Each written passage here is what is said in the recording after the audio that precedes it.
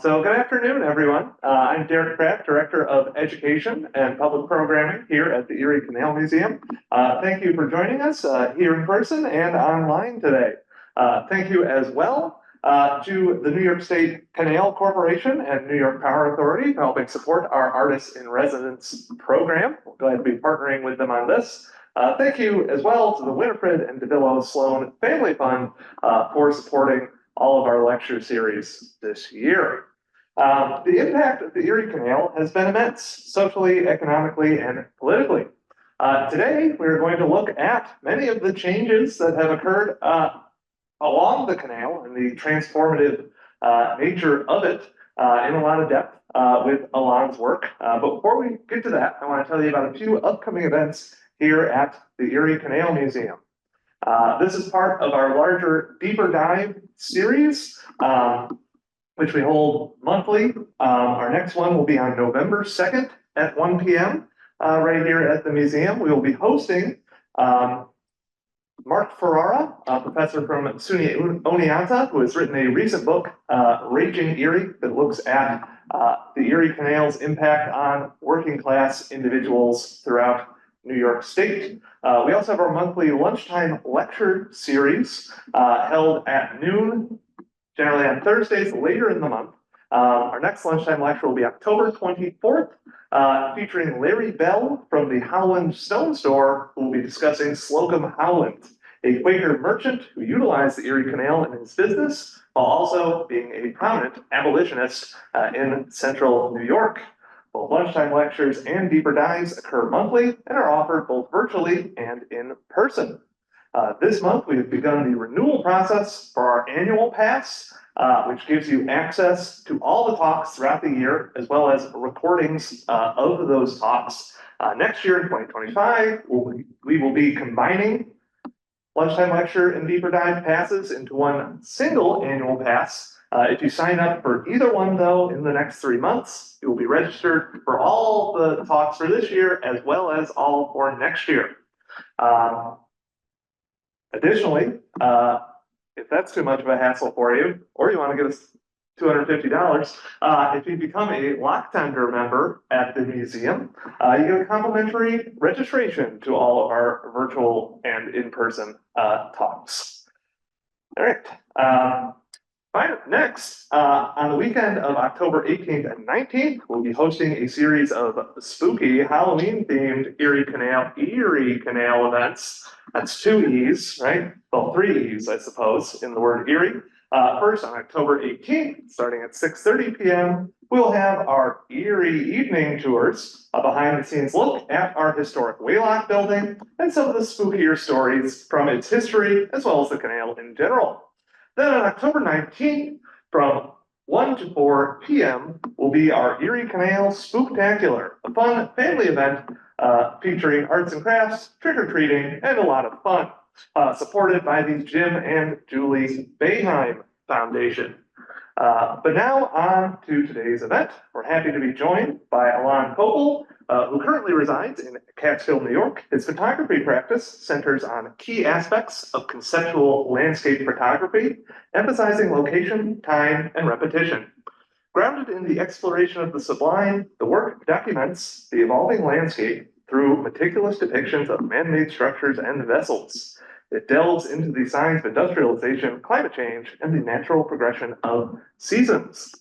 We're happy to announce that you'll be able to see in person Alon's work, as well as our other two 2024 Artist-in-Residence, Clara Riedlanger and Judith German-Heinz work, starting on January 18th at the Everson Museum of Art here in Syracuse. So we hope you can join us for that as well. But now that might be my longest intro I've ever had. So enough of me talking. Here's Alon.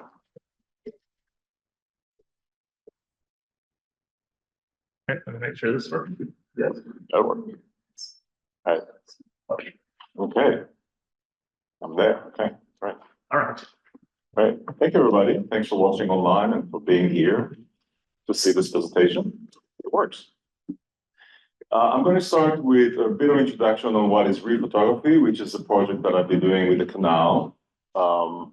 These are photos older photo or historical photo from 1872 on the left side of the screen, and then a photo that was remade in the exact same location by Mark and Gordon Boshoff for what he called the Rephotographic survey project, not surgery, but that's interesting too. Photographing the same site twice with a time lag between the images, as you can see here. Mark made the photo on the right in 1979. Here's another example. The idea was to track down American West survey photography and redo that. I personally find these photos fascinating. I actually wasn't aware of Marklet's work before I started doing my photos on the next project I'll show you, and a friend of mine saw what I'm planning to do, and he said, "Oh, you should check out Marklet and Rephotography," which was kind of blew my mind. Yeah. The photo on the left for people watching online is from 1872 of Castle Geyser, and then the photo on the right is 1978. So you can see the change of the landscape just by human intervention here. 1873, Valley of the Arkansas in Colorado, and 1977, which is now called Clear Creek Reservoir. Mark and his team were very specific about shooting the same photo, even down to the day of the year and the time, which I didn't do. I also don't know when those photos of the Erie Canal were made exactly, but it's kind of amazing how specific they were. And this one comparing 1873 historical photo with a photo from 1977. I love that there is a road there now, showing the difference. And I urge everybody to look at Marklet's work at marklet.com, see more of that. And he has many other beautiful projects. He shares a birthday with his daughter. So every year they photograph him and her together, one photo on their birthdays. Also passage of time, generation. So I'm going to move on to my photography project, which I call Middle Eastern Promises. I began collecting historic stereoscopic images around 2013, 2014. I had a box of about 100 of those. It came as a set. And I was starting to think about what can I do with them. Since it's my homeland is Israel, I thought I should rephotograph that scene. And since it's a stereoscope, I can use one image as a placeholder for mine, which is what I did here. You can see it in the old stereoscope viewer. And the old image, that is, yeah, the old image on the left and the new image on the right. So those are some of the original images. It came with this book called Traveling in the Holy Land through the Stereoscope and a map. And I love maps, and it's kind of amazing to have this map. And here's a close-up of a map of Jerusalem, the old city. All the dots on the map are showing where the photographer was placing the camera, and that's sort of the angle of view. So 17 is showing the line of view here. So when I saw that, I was like, this is amazing. I gotta photograph that. So I traveled to Israel and Palestine. This is with a large format camera, 4x5 camera, and photograph the scene again and again. And this is the actual card that I then place inside the stereoscope so people can view it. And viewing it is tricky because the image is so different compared to the left and right that your eyes have a hard time adjusting to it. So I created this circular image that sort of mimics what you see. If your eyes were relaxed enough, if the lighting conditions were good on the stereoscope viewer, you will sort of see a blended image of the two photographs. And pretty much now in this presentation, I'll always show you a photo of that stereoscopic card with the historical image on the left and my image on the right, and the blended one.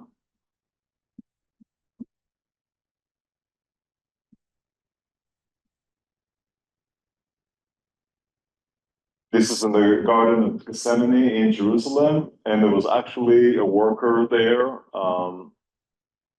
who saw me with the camera, and you don't hide these things with the tripod and the big 4x5 and the black cloth. And I kind of sort of asked him to be in the shot for me, and he's like, no, no, no, no, no. But his tools were there. So I got the bucket, the wheelbarrow, and in this one, we have the old farmer pretty much working on the garden.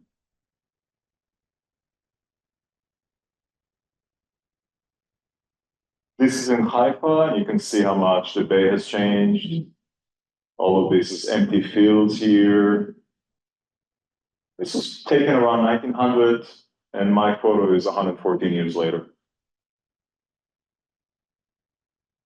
And that's the blended one.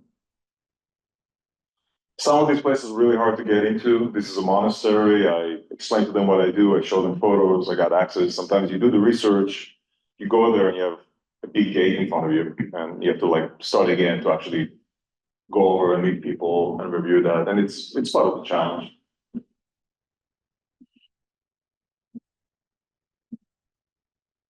Back in Jerusalem.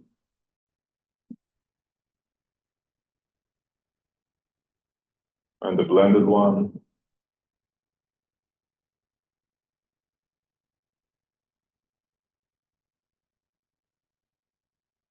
This one is called The Low Road to Bethany, southeast from Jerusalem, Palestine. I love that there are titles. So 33 is the number that I mentioned before on the map, where the photographer was situated. And essentially that's the title for each photo. They already gave a title. So it's interesting for me that this road here is the same road, now it's full of tourist buses.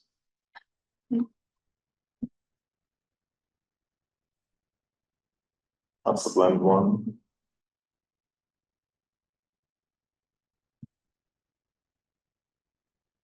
The Tomb of Our Lord, I was pretty much right in the corner of this cave with my 4x5 camera and a tripod to get this exact angle. Oops. To get the angle of the wall here. And I love that now there is a gate here. So this is where the photographer at ancient time could say, put some models in it so we can have some perspective. And now it's close to the public essentially, but you can see how people were holding it. You can see how the paint is chipping here, which I really like. I like to see that passage of time in a different way. And in the blended one, I have them inside actually.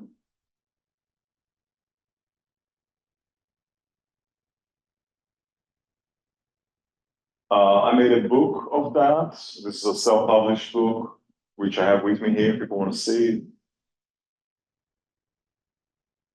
Using the circle image from the cover to the back. And these are some of the inside pages.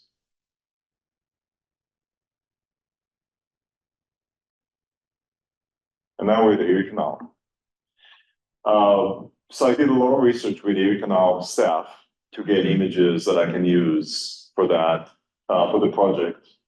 Trying to find locations where either we have remnants of the canal or the canal is still active.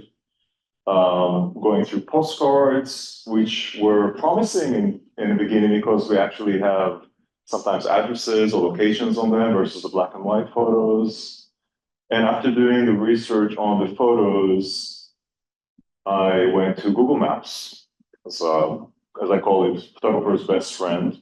The photo on the left is in Rome, and I was able to pinpoint the location and the dam and know that it's pretty much stayed the same these days, that I can go photograph that.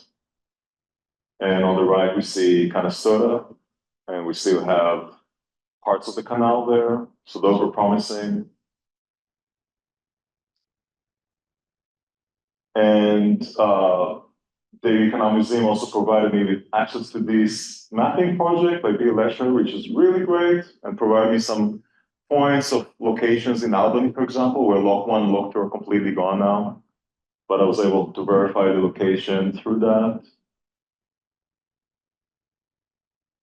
And a fascinating resource in any case, if people want to see it. You can basically click on each point on the map and go back and forth and kind of travel through those locations. All right, here we are. Syracuse Waylock. We're in this building. We're broadcasting from this building to millions of people online now. I put this photo first because it was one of the first ones that I've done, and I thought it really worked well. Each photo that I make takes about 2 hours to fine tune, figure out the angle, the perspective, the lens. As I do that, I really felt very close to the historical photo. It's an interesting feeling. I studied it so much visually that I really felt like I'm standing in the bank of the canal here. And every time I cross this road, I feel like I'm right here. I'm transported in time to that. And in a way, it's interesting because the canal also shifted time for people, compressed time by changing transportation to be much faster for upstate New York from downstate. So in a way, the photos are doing that as well. I'm compressing time from the old photo, 1850, I believe, for that one, around 1850. And then to mine, 2024. So with these ones, I also made the blended version. And I do like that you have crosswalk here while you have the reflection on the water and the canal boat is passing. So sometimes the blends are unexpected, and I go through a variety of ways in Photoshop to do that after I have the images ready. And sometimes one of those ways just like fits in exactly, and sometimes I have to work on it more. You'll see some examples that are less successful. Here is the Waylock station from the other side of the road. Interesting to see what changed in the city besides the canal itself. An example of a blend that I need to work on more. Doesn't really match as well visually.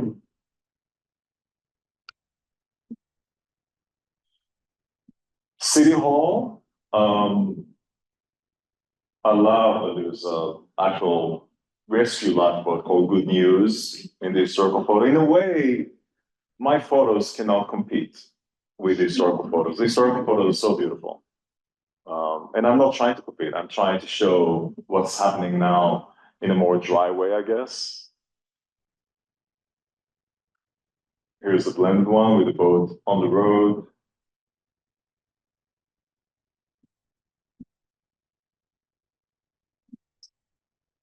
And we're going to travel around the state a little bit now. So this is in Frankfurt.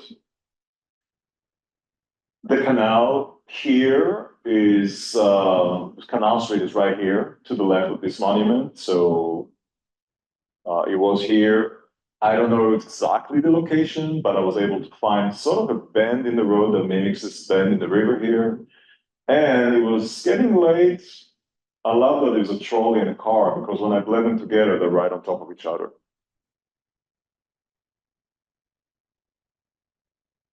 And telegraph poles versus electric poles or telephone poles, I like that it's all made of wood. Looks, there's some kind of kinship there between those poles. Kind of soda. Really lovely village. So one of my first shots, because I had an address here that I went to, I drove from Catskill Park, looked around, I'm like, oh, actually, this works as a real location that is a smaller village that I can shoot. That's the blended version. And you can see that in some of the blended version, I made the original photo and its own size, and my photo is slightly larger, and I'm kind of experimenting with the sizes and see what happens when some of the photo flows a little bit more of the edges.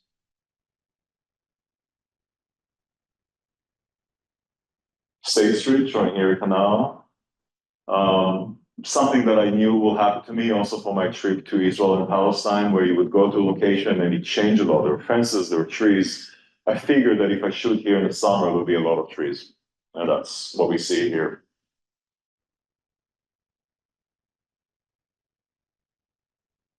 And that's the blended one. This one, I wasn't sure where to find it, but I really wanted to photograph it. I love that it says kind of sort of celery here on the building. I went to the kind of sort of historical society. I met a person there who I showed the photos on the iPad and he was stumped, but he said, "Oh, you should call Joe. He knows." I was like, "Okay, I'm here. It's about 3 hours from Catskill. Might as well call Joe." And his wife answered, gave the phone to him when she heard it's about historical photos. And he said, "Oh, I've just been through surgery." And I said, "Well, I'm sorry to bother you." Like, "No, no, no, no. Historical photos. I'll be there in 5 minutes." Wonderful person, drove over, confirmed that this is the location for me, drove me around in his car and we looked at some other location. And he was so excited that somebody is there in kind of sort of to document the town in a different way.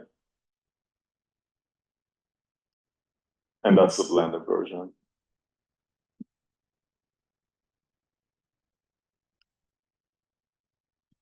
Albany is one of those examples where I could not find any remnant of the lock. This is lock number 1 that we see here on the left.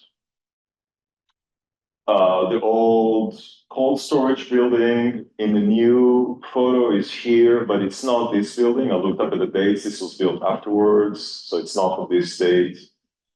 But it sort of felt like this could be the location, and it took a bit more creative freedom with this photo. I like that there are people here standing on the lock in the original photo, and this guy was just standing below the bridge here. And it's sort of what happens when you shoot the place for about an hour or two, when people start asking what you're doing there. And there was a team from CSX mapping the area for the bridge. They asked me what I'm doing, showed them the photos. They didn't know where the lock was either. But stuff happens. People come and go, and then you can like get the right photo. This is the blended version.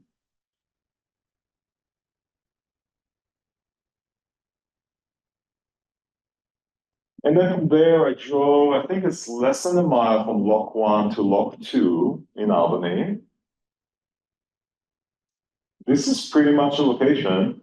There are train tracks in the old photo, which are behind the trees here. Again, trees really change the landscape for photographers. And in terms of water, there was a hydrant. The hydrant that was open here, so there was a bit of water. This is Erie Boulevard. So we're right there.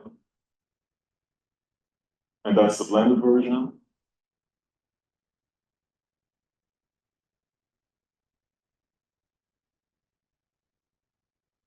In Ilion, I was very much attracted to the fact that this very large Remington Arms factory is there, and the canal passed right there. The plant closed earlier this year, I think February or March. There's some interesting articles online about that, how it moved to the south. And this is basically the spot. Obviously now it's a parking lot and the fence is there. And a person drove by, asked me what I'm doing, which is often the case. And I showed them the iPad with the historical photo, which is often a really good way to calm people down, even if they're a little bit like suspicious of me. When they see a historical photo, they're always curious. Everybody wants to know how their town looked like in the past. And he said, "Oh, I bought the place." And I said, "Oh, wow." Like I was already starting to think like I can go in and what can I do? And he's like, what are you going to do with it? And he said that they're going to demolish it. And it's a huge compound. I don't know if that's the case. I don't know if he's really the owner. He was just, joking with me. But I looked online. It seems like it will be demolished. I think it's a huge amount of bricks. You can build many buildings out of brick here, so hopefully they'll keep that. But I'm thinking of doing a third photo when that's done, where you don't see the factory. And going back to Marquette, he continued the series that you saw before, and he did a third photo. So after the 70s, there was another photo of 2005 or 2010, where things changed even more. So this project can kind of keep growing with photos if there is significant change in them, which will be a huge change to the landscape here. This is a blended version with the person and the canal boat. You can see that the top here is a little bit tricky. While I'm here, there's a perspective issue. And that's why the postcards to me are a little bit odd. I'm trying to be perspective correct photographer, but there are like leaning to the side here. And postcard also sort of painted. Another thing I wanted to point out is, looks a little bit odd here, but these sides of the building here are here, these columns. And there is a new construction building in front, which I'm marking out here. So these areas are there, but things advanced. I think became a visitor center. So there's another construction here, which is sort of hard to see. So that's why it looks different there.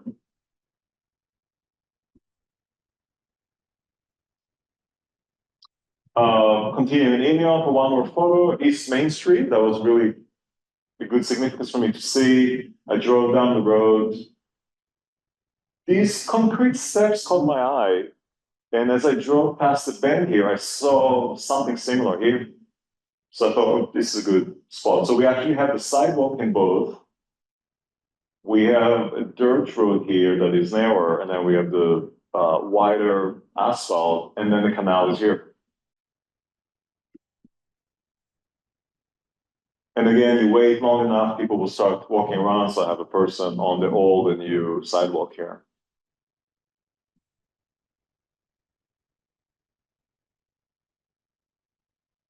Rome, this is a drone shot, so this one I flew my drone for an aerial photo here. Slightly different, I just want to show how the postcard is almost zoomed in on what would be a more wide angle of the drone here. I'm pretty much in the right spot. Here is the card. So the original card is on the left, and I'm doing something a little bit different here. I'm actually sort of pasting my new photo in the old card background. That's why the title is the same here. A little bit confusing, but you can see the dam building here and here. And if I could, I would be attached more to the left, but trees, that's the drone worst enemy. So I didn't go there. Close enough. I love that there's water flowing here and here. This whole area is behind the trees and it's gone. This is gone. That's the blended version.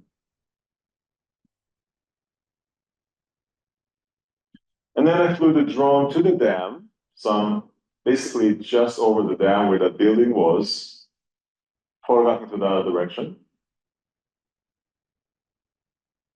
I usually have my iPad as my screen when I look at photos to see how they match.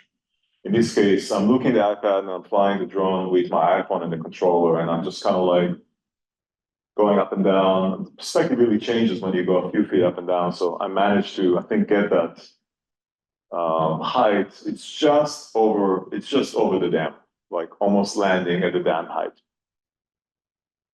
That's the combined version.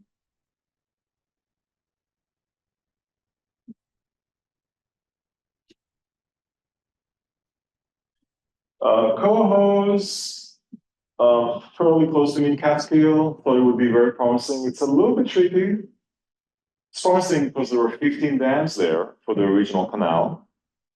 So these are remnants of log 15 or 13. This I think it should be 13 or 14 here.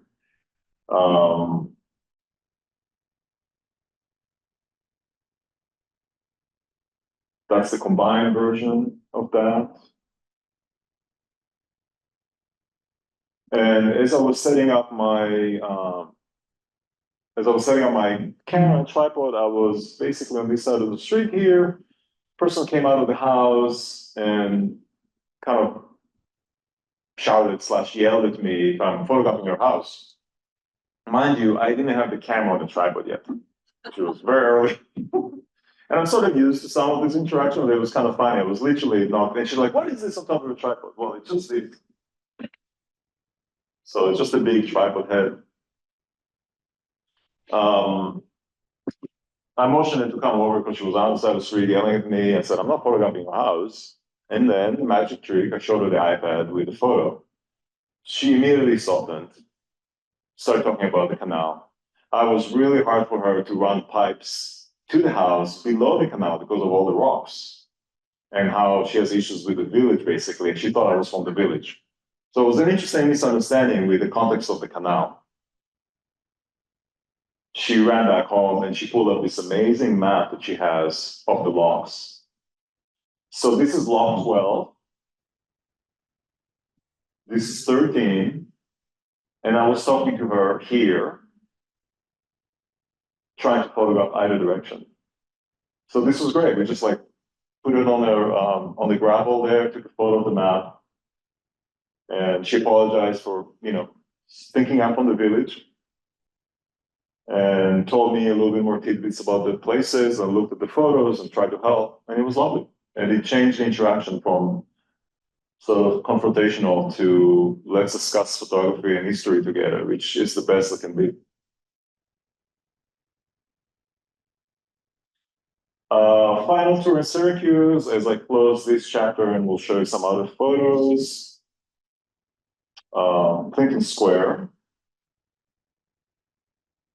They took the top of the tower down. But look at these telegraph poles. I think those are there. They're amazing.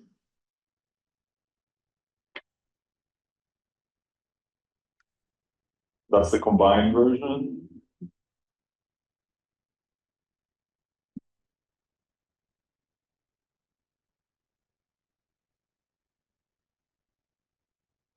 Also Clinton Square. And I guess sometimes there's water here, sometimes not. Previous shoots I was there was emptied out, and then there was water here for this shoot.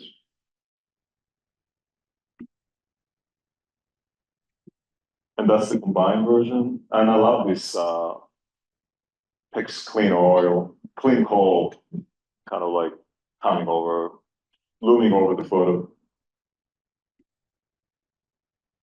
And the people, there's something interesting happening with the colors here with this blend. I like this one as a result.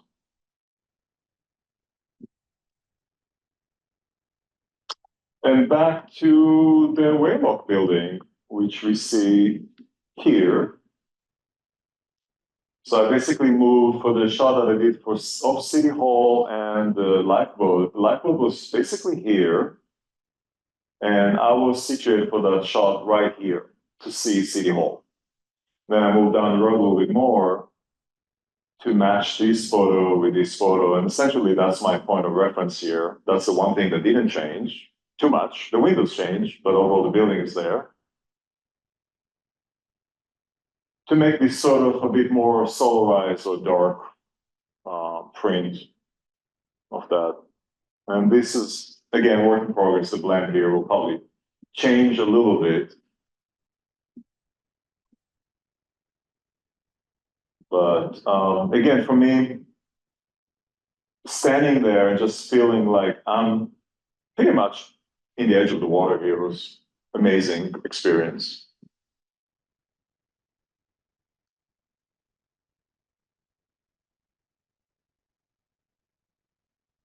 A little bit about how I work. This is my camera with my system set up for shooting in Ilion on the left and in Syracuse on the right. I use something called Cam Ranger on my camera, which is here. It's hanging here, connected to my camera. It's a digital camera. The Cam Ranger allows me to control the camera through it instead of through the camera, so the camera could be much taller if I need to be. And also, even more importantly, allows me to do an overlay of the historical image on my live photo. So this is just a screen grab of me toggling between the old and the new, and you can see that it's almost similar to the photo that I actually showed you in Frankfurt.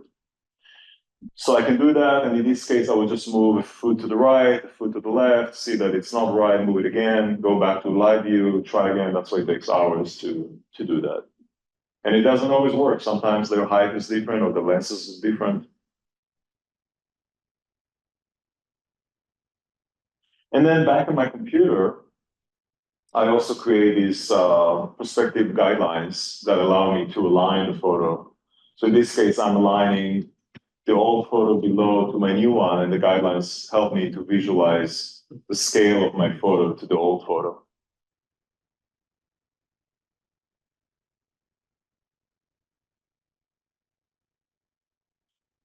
So while I photograph the historical photos, which are very specific, and I'm concentrating on doing them, I also had in mind what else is there that I can shoot that is related to the project, or can open up venues for other projects. So this is in Canastota.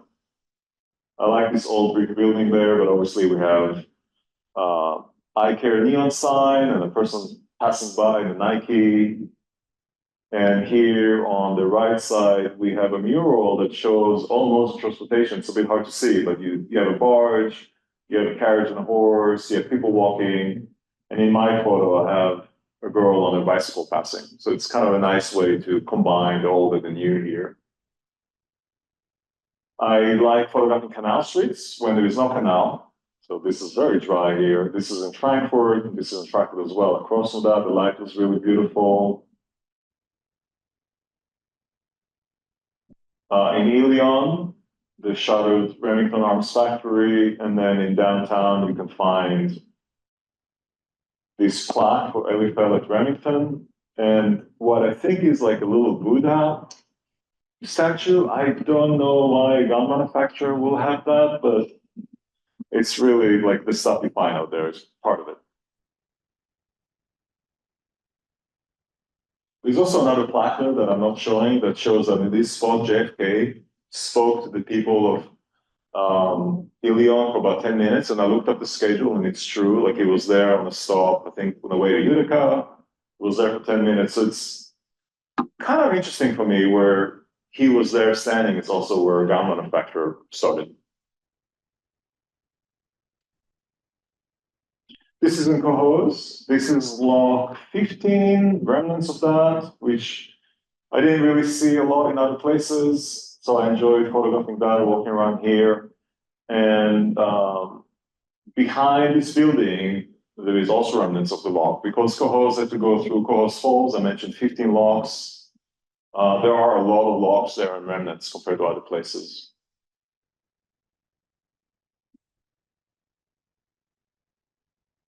Back in Canastota, and there is a canal here behind this berm, and here's a canal here. I like this little graffiti here.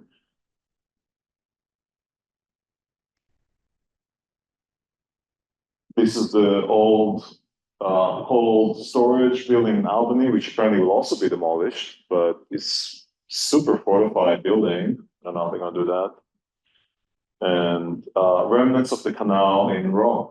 So part of me shooting with a drone after I landed that and I got the photo, I was walking around to see what's happening with the landscape when concrete is there for many, many years. The landscape, the trees, the vegetation actually is starting to swallow that.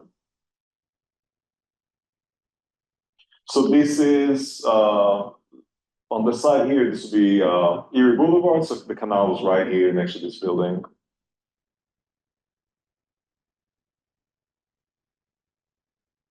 And then I did a series of photos where I flipped them over and I gave the canal more emphasis. So the water is on top and our, air is on the bottom. And just sort of playing around with that idea that I'm giving more importance to the canal here as well.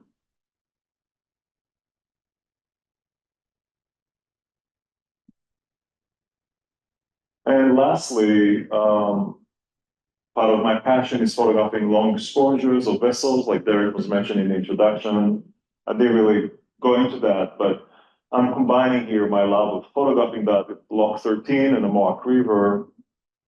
And this is about 10 seconds exposure of a freight train passing the lock, and that's the lock as well. And as I was kind of putting it up as my last photo, I realized that I'm actually showing sort of an anomaly era when the train took over transportation and was much faster, but took a week to transfer on the canal, which was fast for those days, became 1 day with the train. So it's sort of like a final image of that canal and the change to a faster mode of transportation here. This got messed up. that right? I wanted to thank the people who actually built and maintained the canal, because otherwise I would not be doing this project. And also want to acknowledge all the people that were moved as a result of the canal. There was a lot of Native American and Indian tribes that were moved away from the canal, which is a bigger subject, which I'm not delving into, but I want to make that acknowledgement here. And thank you to the New York Power Authority and New York State Canal Corporation, and to the wonderful staff at the Erie Canal Museum. Bill with the map, Bruce and Joe from Canastota, and Anne with the co-host map. And so my email website, Instagram is there if people want to follow me online. And we have one more file to show you that Derek will help me with. Let's go out on that.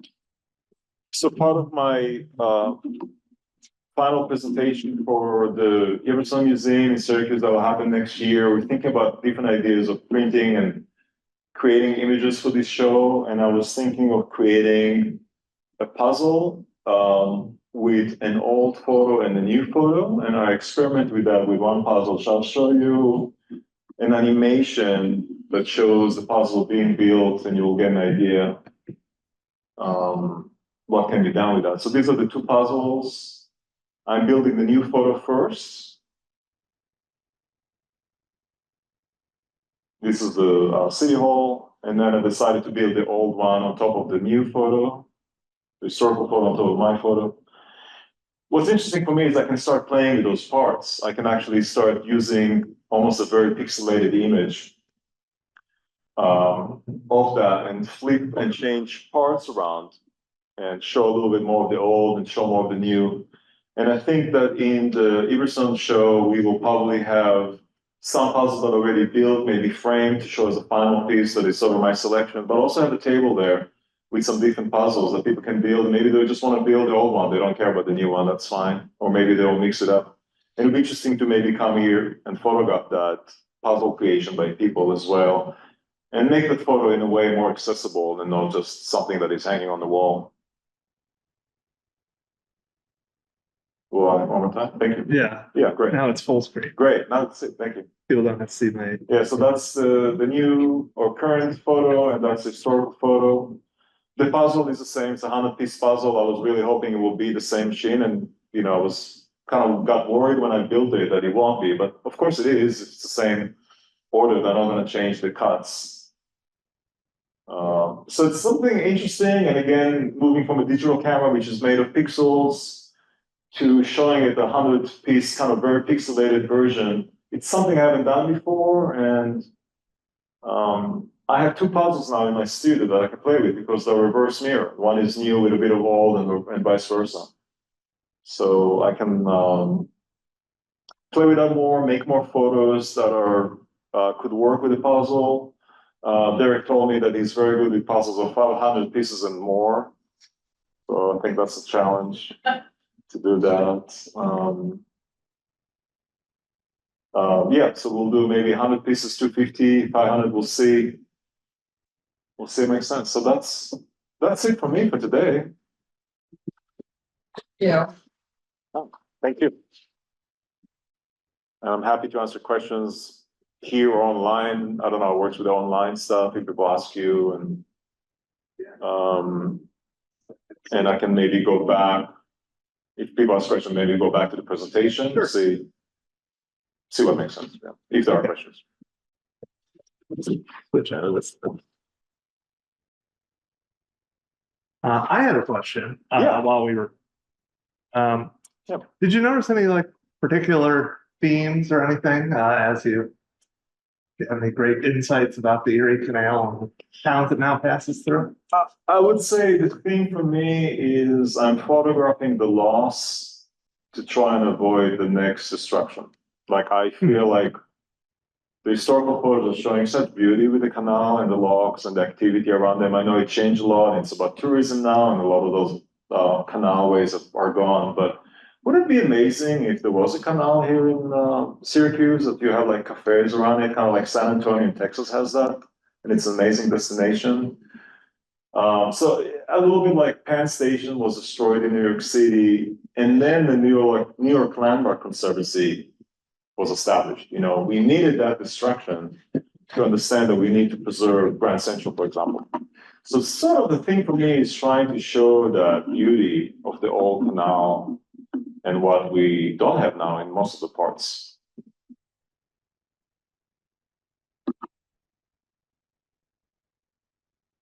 I'll go back to some canal photos just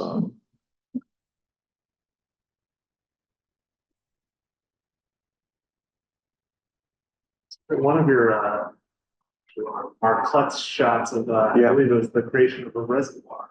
yeah. I wonder if we have any shots of like Delta Lake or Hinkley Reservoir being built. Yeah. Yeah, that would be interesting. So I'm going to do more research, and I'm probably going to go to Rochester and Lockport next, and do the flight of locks there. And that's sort of outside my region, is sort of from like Catskill, Albany area to Syracuse, but I think those are really important to try and capture to sort of complete this project. That'll be October, and then get more of those photos together in November and prepare for the show. Well, I'm going to be photographing in November, December when the leaves have dropped, I think. Yeah, It's yeah, that's true. a lot of things. And some of these places I might go back to them and see what they look like now. Yeah. I don't know if this isn't so much of a question, but a reflection on what you said about documenting the loss. That's definitely very prevalent in some of these photos, but other of your photos, I think it's interesting how it's like a rewilding of the area almost. Yep. That's kind of, in a way, you could look at it as the opposite. Yeah, that's true. Yeah. I mean, nature, I think, really takes over in places like Rome and kind of Soda. It's interesting to see that. Yeah. Absolutely. Alon, I think, one change though, and I'm curious what you think about this, is that there are a lot of ways in which the canal trail is more used and more available to people Mm-hmm. than it was back then. Mhm. Essentially, if you wanted to go for a run in the canal towpath while they were dragging boats, Right. you get a point for a run that you want. Right. People would just get the hell out of my way. Right. But now, I mean, especially if you did a time lapse on Saturday morning, Mm-hmm. hundreds of bikers and runners and dog walkers, Yep. and all these people using the towpath with, I think sometimes not a whole lot of understanding where they are. Yeah. But, but they're there, and, they're, people take, caravan bikes from the Buffalo to Albany every year. Mhm. It's huge, like 1,000 people Yeah. camping along the way. Yeah. So I don't know, so how does that figure in, do you think, to what you're? Yeah, I think that's a really good point. People didn't hear. So Wilson was basically saying he lives in Syracuse in the area, uses the canal path now, biking, hiking, and basically telling us that this is very much used now compared to like the towpath where mules will be there and you won't be able to use it recreationally. I think it's a really good point.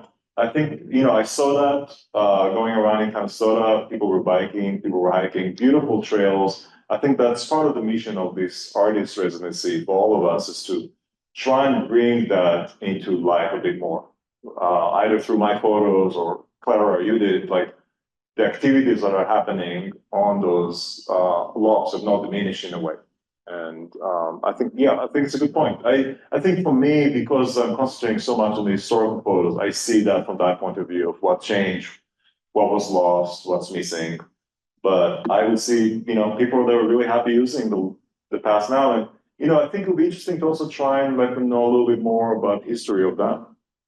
Yeah. So the canal has started to do a little bit, it's serving a purpose for industry and transporting large pieces of equipment. Yeah. That can't come through road or rail, which would be an interesting picture as well, right? Yep. The mules The pulling. bridge to Buffalo, or yeah. Yeah, yeah, that's an example. The Yep. British Buffalo is one, and some of the turbines or Yeah. the windmill the wings, the plates, up the other way. Yeah. To the Champlain, yeah. So there's that opportunity to kind of show that connection Yeah, as well. I missed that bridge when it was passing around, but that is actually a really great point, like showing that it's still active for certain industry. Absolutely, you can't do it any other way, right? It's interesting. It's huge, so, yeah. It would be fun if we could make it look like mules or pulling. It would be amazing to see how. And look how much interest it garnered, right? Like Absolutely. many people came to see it, like. I photographed, unrelated to this project, I photographed this huge transformer that went down. I don't know if it went to the canal, but it went from Albany, and I was in Hudson at the time on something else. I was near the river. And I saw a lot of people coming to where the train station is in Hudson, and there was a little water park.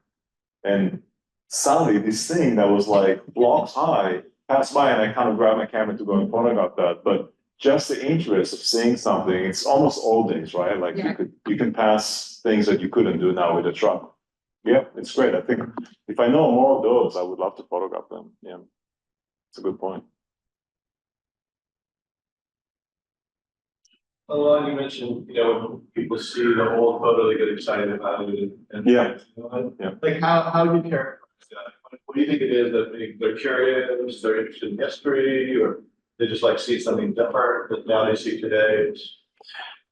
I think, so Wilson was asking about like showing the historical photos to people and what made him interested in that.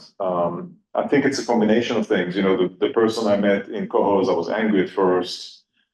Probably never saw those photos. She just has the map. She just has a point of view of like the village has issues with her gas pipe.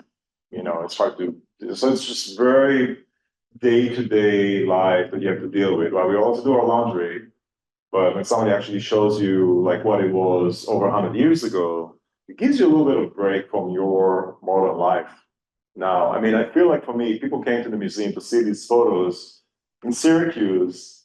It's kind of amazing to see what was here and even the blended version, just to give you a little bit of a break from like, 4-lane road behind us or 2-road lane behind us and the cars and that. It's a different pace, and I think people acknowledge that. They see that slower pace and appreciate that, even if it's just for a minute. It's interesting because when the city was deciding Clinton Square, the new square, aligning with where the water line was really important. So that Yeah. picture that you showed where the water, Yeah, where the canal was and now where the ice skating rink is, or Yeah. where they fill it. It was really important at the time that they had that symmetry. yeah. I think that was a great design and architectural decision. It would be really a shame if this boulevard had nothing there. But I mean, I would love to see these images on like posters in the streets here. That was my original thought of it, that it doesn't necessarily have to be in a museum. It could be a poster that when you walk down the street, you just stop for a second, you're like, oh, right, when I get to my office or coffee, I'm like, people are interested. When I was shooting here for a day, I was here from morning to night one day.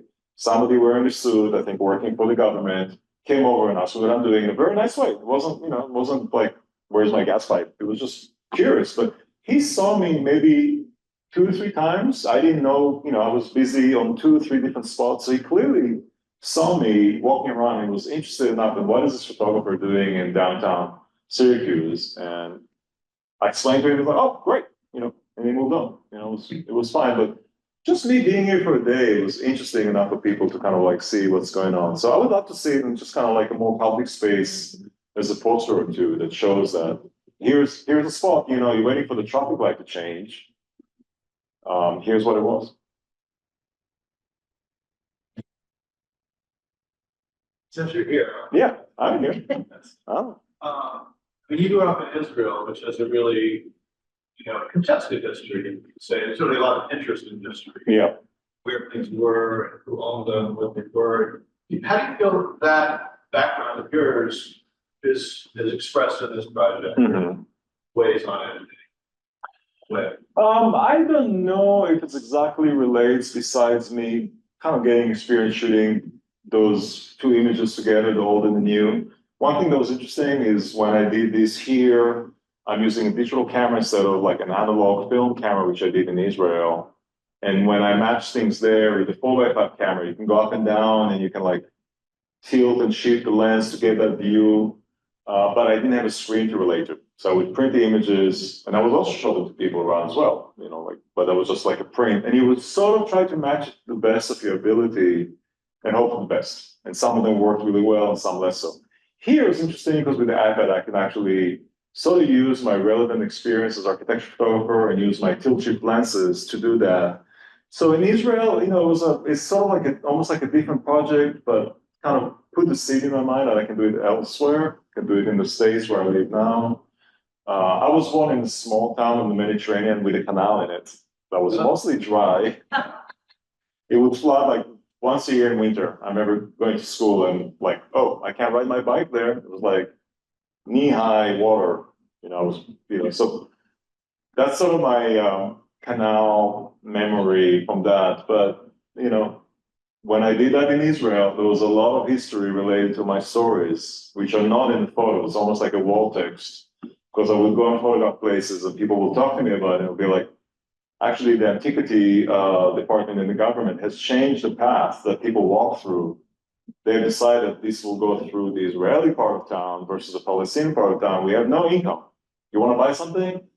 It was that kind of level of like hitting you in the face with history and politics, which is so intertwined there. A whole other huge topic of what's going on, but it sort of gave me the base, I think, to be comfortable and confident enough with doing rephotography here. I don't know if that answered your question per se, but Not a question, but someone in the chat did remark that it's funny when you have to remind people that it's actually okay to take photographs of landscapes in the United States. right. And I was on the sidewalk, and it should be fine. Yeah. My perspective of it is that I don't hide myself. In fact, I sometimes wear like a construction vest. So with the tripod, I look like a land surveyor, and it's kind of what I do in a way as a landscape photographer. That's historical, kind of accurate representation of the landscape. But besides this one interaction with that person co-host, actually everybody was kind of like, hey, what are you doing? Or can I help you? I'm like, no, I'm good.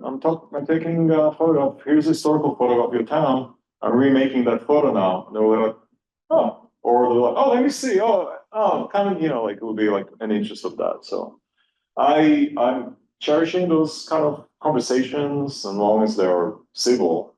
I'm really happy about that. And I try to make them civil when they're not. I was sort of annoyed when she yelled at me from the other side of the street, and literally my camera was still in my bag. I was like, are you kidding me? I mean, I hear like, you're aware of the situation. Like I'm aware of like dogs barking that alerting people that I'm there, and people look at me from the garage. It was kind of a busy street. I'm aware that things can happen, but that kind of came out of nowhere from the other side of the street. And again, the camera was not even out. So it was sort of funny, but also it can escalate, right? Other people can come out, or so the photo really helped diffuse that and just kind of strengthen my belief that we just have that conversation there with people and show them what we're doing, and it's not threatening, it's actually interesting. It's all good. Also, all good was this talk, so thanks. Yeah, okay. My pleasure. Thank you very much. Thank you. Thanks for having me. Come on. Right. I also forgot one other quick commercial. You wanna Yeah, jump in here? later this month, October 12th, next weekend, our other 13th, excuse me, our other artist in residence, Clara Riedlinger, will be speaking at the George Eastman Museum on her project as well. But thanks again, Alon, that was great, and we look forward to seeing your work at the Everson here. Yeah.